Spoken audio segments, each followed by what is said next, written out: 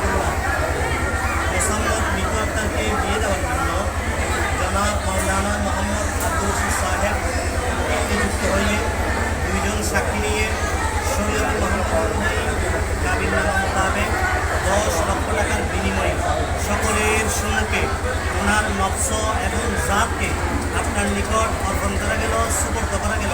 আপনি কবুল করছেন? আলহামদুলিল্লাহ। শাদি মোবারক। চন্দনেশ থানার অন্তর্গত 8 নং হাসিরপুর ইউনিয়ন সোনাইচুরি নিবাসী জনাব মোহাম্মদ জসিমউদ্দিন সাহেবের দ্বিতীয় কন্যা মোসাম্মদ মিতু আক্তারকে বিয়ে দেওয়ার জন্য জনাব মাওলানা মোহাম্মদ আব্দুল রশিদ সাহেব উকিল নিযুক্ত হয়ে দুইজন সাক্ষী নিয়ে শরীয়তুল মোহাম্মদী অনুযায়ী কাবিননামা মোতাবেক সকলের সম্মুখে 10 লক্ষ টাকার বিনিময়ে ওনার নকশ এবং জাতকে আপনার নিকট বিয়ে দেওয়া গেল, অর্পণ করা গেল, সুপর্দ করা গেল। আপনি কবুল করছেন? আলহামদুলিল্লাহ। শাদি মুবারক।